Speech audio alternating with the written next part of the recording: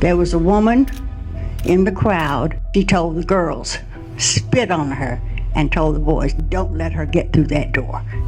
So by the time I got to the door, you can imagine, spit was dripping from the dress that my grandmother had made for me to wear to school the first day. That is 82-year-old Dorothy Counts talking about the day that this picture was taken. And it was on this day, as a 15-year-old, that she walked through a hostile crowd to become the first black student to integrate Harding High School in Charlotte. This took place on September the 4th, 1957. Police barricade where you would normally drive down into the circle at Harding. My dad couldn't get there. It's a 2-block walk from 5th Street to the entrance to the school. That was the longest 2 blocks of her life. So my dad said to Dr. Tompkins, I need you to walk with her to make sure she's going to be okay, because I need to find something to park. Usually you may see about a dozen or so kids on the street outside of the school. This was not a normal day. When Dorothy stepped out of the car to look down the hill before starting her walk,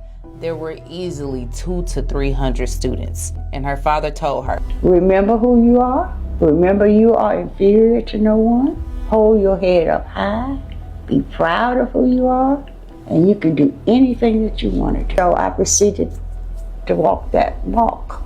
People were on the porches, they were in the yards, they were in the street, but not only students, but they were adults. So as she's walking, this angry crowd is yelling at her, saying, go back to Africa, we don't want you here. Signs were made, using the N-word, and then of course they were pushing and shoving, and then they started throwing things.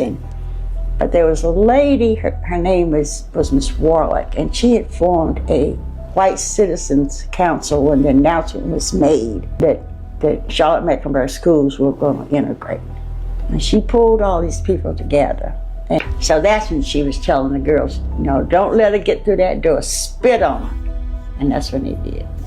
Dorothy kept walking like a lioness with her head held high. But my dad said, hold my head up, be proud of who I am, and continue that walk. So what happened after these images took place is what most people don't know. I kept my eyes on the door because I said, if I can get inside, everything is going to be okay.